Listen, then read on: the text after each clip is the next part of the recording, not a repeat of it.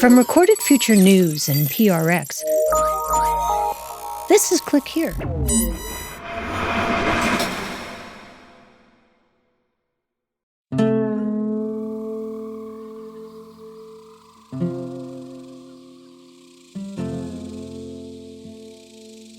Philadelphia, Mississippi isn't anything like its city cousin up north. In fact, in many ways, it's just the opposite. No traffic jams or Philly cheesesteaks. More like live cows, rolling hills, and the sweet and sour smell of southern pine. It's beautiful here. We're very southern and we're very rural here. And we do things really, really slow. That's Obie Riley, farmer, auto mechanic, and a district supervisor for Neshoba County. And in this southern Philadelphia, while the scenery is abundant, the connectivity, not so much. When you pass a mile outside the city limits, the connectivity out there is terrible. It actually affected my business. Obie has an auto shop, and to fix a car, you need manuals, but he can't download them. And out on the farm, a lot of the equipment won't sync with the cloud, which is weird because it's not like Philadelphia doesn't embrace other kinds of technology. Direct TV and the dish TV, they probably cover 70-80% of the households in the rural areas. Right. You can pump all of the television that 100 people couldn't watch, but they can't pump any internet in. I don't understand that. That's the same stuff.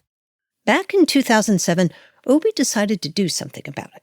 He ran for office on 3 campaign promises: better roads, a new hospital, and super reliable internet. We were able to get a new hospital. Roads have improved. And then how did internet turn out?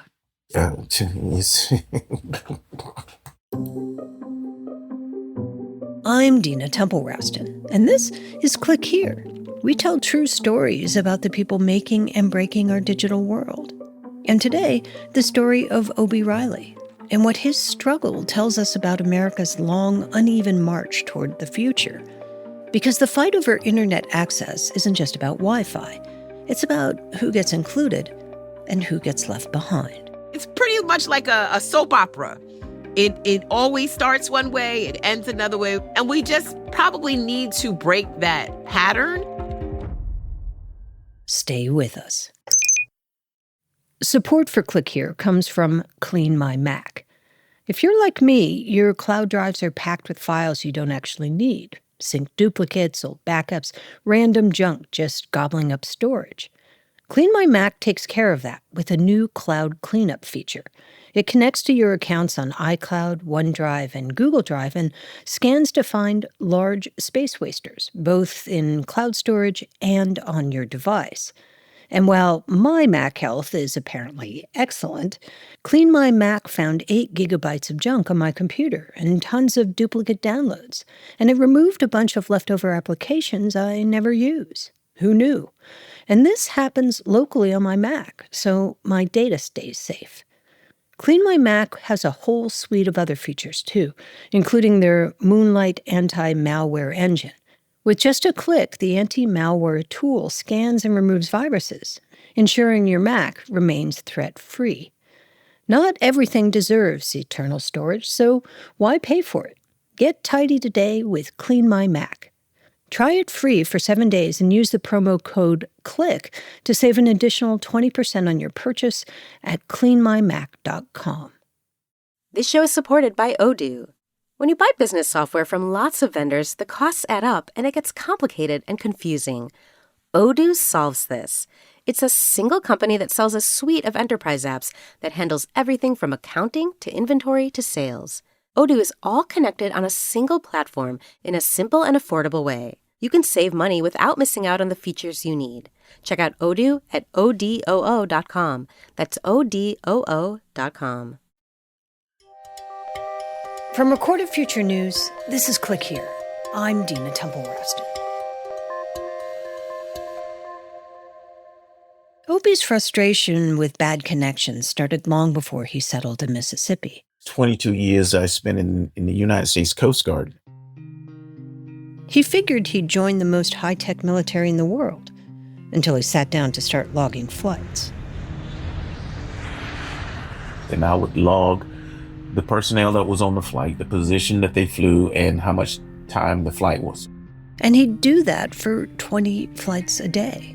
Which is not a lot of data, but the computer would just freeze, and I would type in 2 letters and it would just get full and just stop drinking.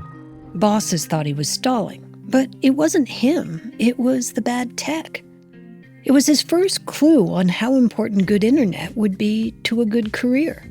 So that's what I was trying to work ahead of when I got back to Mississippi. When he ran for office, he made high-speed internet a priority, but he got a surprising response. I had some that served with me on the board that said, you know what, my constituents said they like it the way it is. They really didn't care about what was going on in New York City. As long as they could go to the co-op and get feed for the cows and they had water to drink, they were perfectly fine with that. That's a selfish way of thinking. But he knew what doors connectivity could open for them. So he ignored their apathy and called up some of his old Coast Guard buddies, the ones who managed to wire entire bases in the Iraqi desert. He figured if they could do it there, how hard could it be to do it in Mississippi? They started to talk about microwave and how they set up entire grids over areas that was as large as the county, and they done it in just a few months. Microwave doesn't require phone lines, satellite, or cables. It's not always as reliable as fiber optic, but better than nothing. Obie worked up a business plan, and he started sharing it. But as he lobbied locals, some people told him, look, we're worried about putting food on our table. High-speed internet? That's a luxury. But he argued, no, actually, that'll help you afford food and a lot more. There's just a ton of work-at-home jobs that if you got good connectivity and the skill set that these companies are looking for, you can sit right here in Philadelphia, Mississippi, or in Neshoba County and have a job that pays you, $60,000 to 6 figures. And when he took it round to companies and politicians, he had an argument for them too. I had a whole plan on how to monetize it. Which really is the tricky part of all of this. Getting fiber optic cables into rural areas is notoriously expensive. The initial construction costs can be 80% more expensive than in a big city because, well, there are fewer people and they're further apart. Which means more cables and more digging to connect each home. But Obie did the math, and he figured if the telecom company and the local government paid for the construction, subscribers could do the rest by paying the local internet provider about $100 a month. And that would have been more than enough to service the debt. And not only that, but there's so much advertising dollars that goes over the internet. And it would probably be bringing the county some residual funds in. It wasn't a fact of can we afford it. It's a fact that how could you not afford it? Right. How could you not make it a priority? Yeah. Yes, ma'am. We can help our community, and we can be the poster child for all the other rural and poor communities. Right. But that somehow didn't win the day? Deaf ears. But without that internet, that's a whole segment of people that's just being overlooked. At no point did that become more clear than in the spring of 2020. Schools, businesses, grocery shopping, the entire world moved online. Or at least those who could did. A whopping 16.9 million children under the age of 18 lack high-speed internet at home, a problem that has hit rural students in our country especially hard. Maria and Juanita technically have the internet, but many times their connection lacks or flat out fails to work. Yesterday, I didn't enter our class, neither did the teacher because she didn't have internet connection. With limited internet access at home, people in Philadelphia, Mississippi gathered in the one spot in town with consistent connection, the parking lot at the local library. Especially our junior college kids and high school kids, all type of weather, because that was one of the places that had internet. Kids came together to do homework under streetlights, work on college applications, write resumes. And the pandemic made clear Internet access really wasn't about streaming Netflix. It was suddenly the difference between school or no school, telehealth or getting sick, remote work or no work. It took a global pandemic, but finally, the need for universal internet access became impossible to deny. The thing is, this isn't the first time a crisis inspired America to get connected. That's when we come back. Stay with us. Support for Click Here comes from Claude AI. Claude is the AI for minds that don't stop at good enough. It's the collaborator that actually understands your entire workflow and thinks with you, not for you. Whether you're debugging code at midnight or strategizing your next business move, Claude extends your thinking to tackle the problems that matter. Why settle for a basic search when you can have a real conversation with Claude? Claude doesn't just fetch results. It helps you think and brainstorm and summarize and draft and even explain. Whether you're untangling a tricky article, preparing interview questions, or polishing up a memo, Claude can help. Ready to tackle bigger problems? Sign up for Claude today and get 50% off Claude Pro when you use this link, claude.ai/clickhere. That's claude.ai/clickhere. Right now for 50% off your first 3 months of Claude Pro. And that includes access to all of the features mentioned in today's episode. Claude.ai/clickhere. There's a lot going on right now. Mounting economic inequality, threats to democracy, environmental disaster, the sour stench of chaos in the air. I'm Brooke Gladstone, host of WNYC's On the Media. Want to understand the reasons and the meanings of the narratives that led us here, and maybe how to head them off at the pass? That's On the Media's specialty. Take a listen wherever you get your podcasts. It is called Internet. I use the World Wide Web information superhighway. Cybersecurity. Why do things go viral? Click here. Obie and people like him have been arguing for decades that high-speed internet isn't a luxury for the lucky. Access should be universal, the way electricity and telephones are. Back in the day, it took a different set of farmers, nearly 100 years ago, to make electricity and telephones universal. Can't we ever have electricity? In the 1930s, most of urban America had power, but down on the farm, fewer than 1 in 10 did. American farms faced disaster. Electricity could be a big step in saving these farms. The country was in the Great Depression. Money was scarce, and the arguments sounded familiar. Rural people argued without electricity were left behind, and companies said it was too expensive to provide. And it's moments like these where there's often a baton handoff between private enterprise and government support, helping companies help citizens in ways that otherwise wouldn't be profitable. And that's exactly what happened. In 1936, the government stepped in. A rural electrification program was signed by President Roosevelt. Thus was created the Rural Electrification Administration, commonly known as REA. It provided loans to build electrical infrastructure in rural areas. FDR touted it as both a boost to quality of life and an investment in the economy. And by 1950, rural America was, well, lit. Electricity wasn't just a convenience, it turns out it was survival. We need the government in many respects to sort of help us to shepherd in universal connectivity as we once did with telephone service. This is Nicole Turner Lee of the Brookings Institution. And she says, unlike the New Deal, broadband has been handled in fits and starts. We have this ping pong that we play when it comes to getting people connected to the internet. Democratic administrations give more money towards programming, but, on the other side, we see Republican administrations pay more attention to infrastructure. The result? The internet isn't treated like a public utility, so companies build where profit is easy and ignore everywhere else.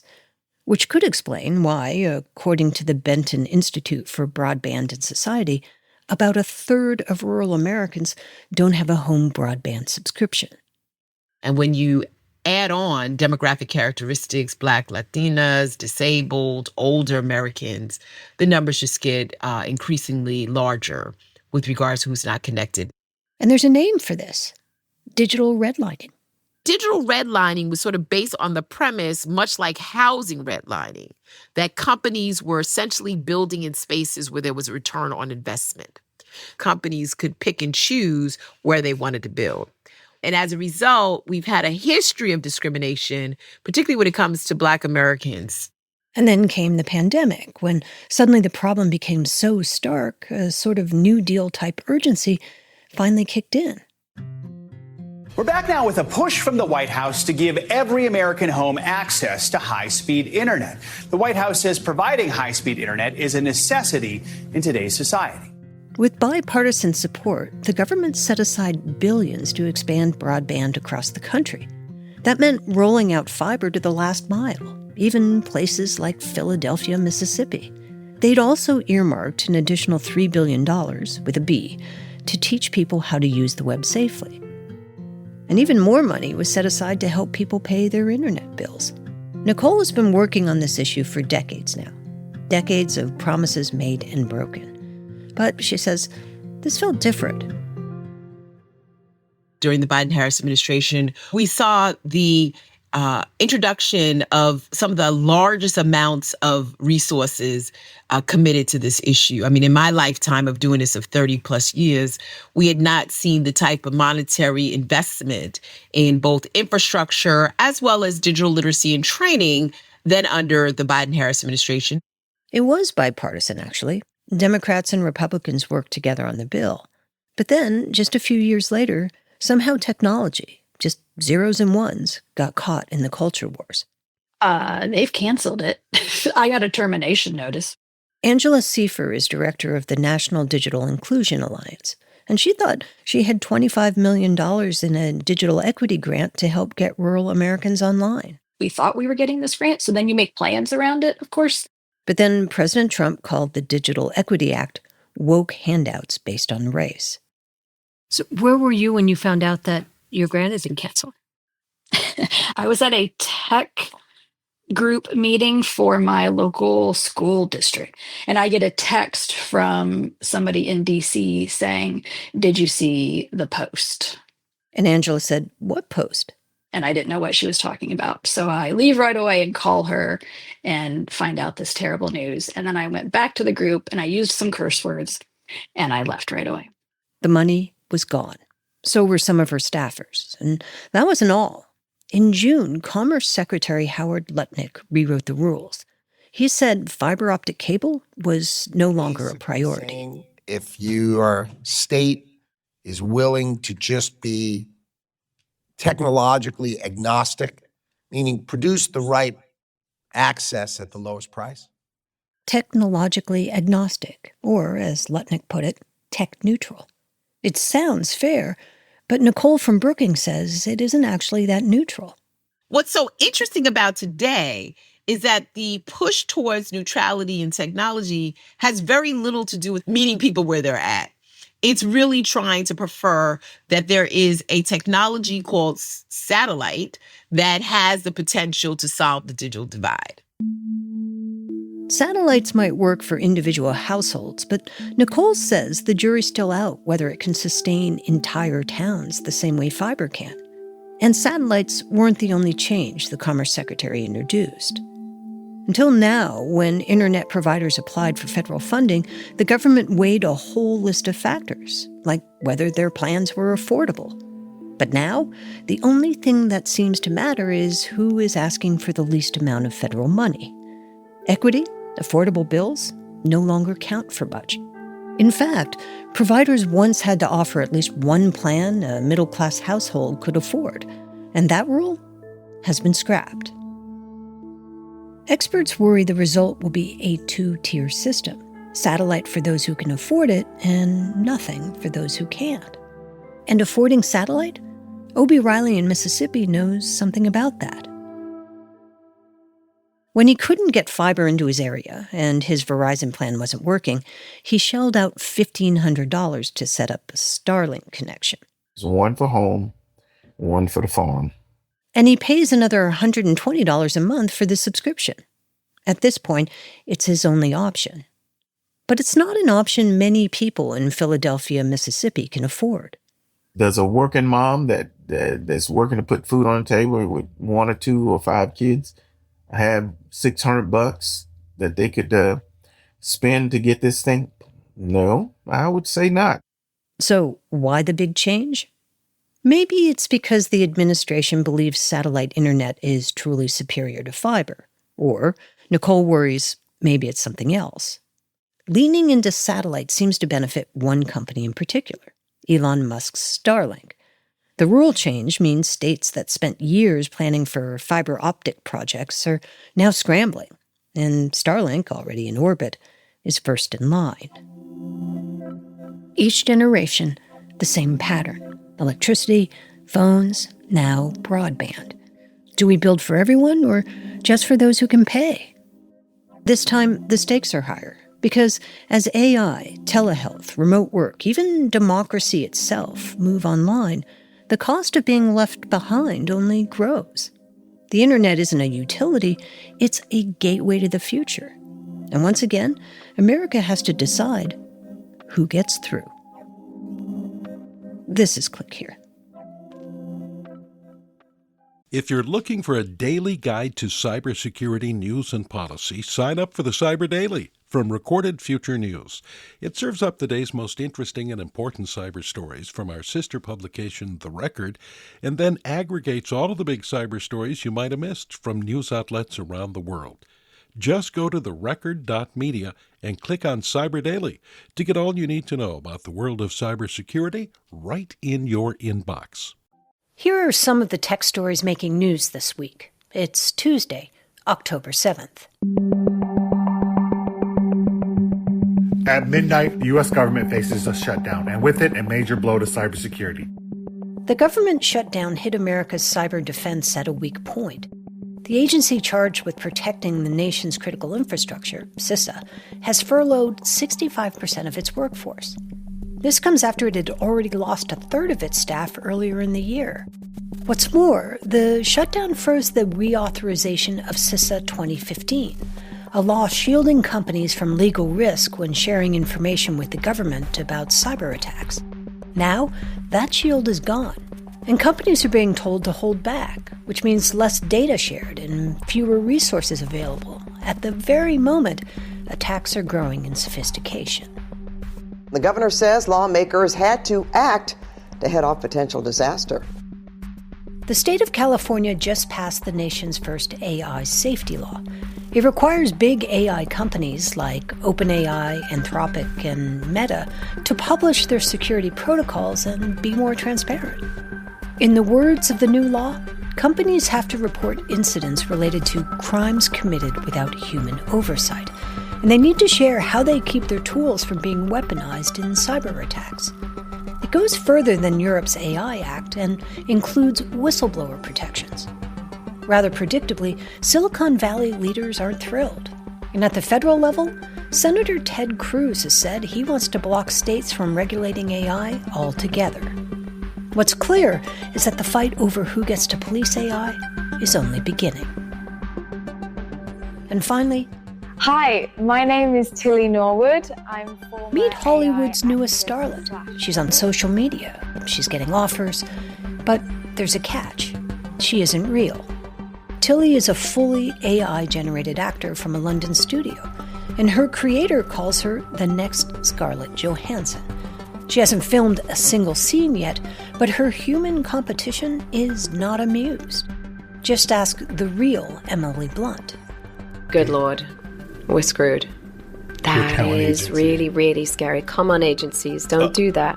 Actors' unions warn Tilly and her kind threaten real jobs. In studios, they claim she's just art, not a replacement. Though in one way, Tilly may be the most Hollywood thing of all, a creation that started out with nothing but light and longing.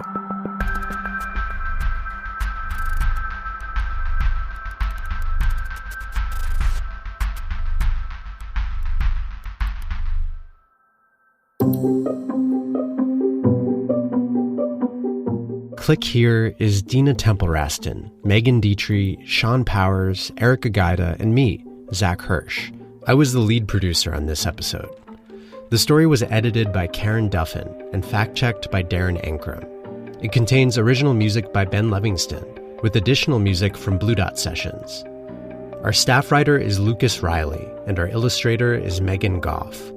Jesse Neiswanger and Jake Cook are our sound designers and engineers. Click Here is a production of Recorded Future News and PRX. Join us Friday as we continue our conversation about connectivity with Mahesh Krishnaswamy, who's building an internet in the sky on beams of light. The laser beams are the size of a chopstick, and they are pointing at literally a grain of rice several kilometers away. That's Friday on Click Here. We'll see you then. Looking for more of the cybersecurity and intelligence coverage you get on Click Here? Then check out our sister publication, The Record, from Recorded Future News. You'll get breaking cyber news from reporters in New York, Washington, London, and Kyiv, among others. And you'll see for yourself why it attracts hundreds of thousands of page views every month. Just go to therecord.media.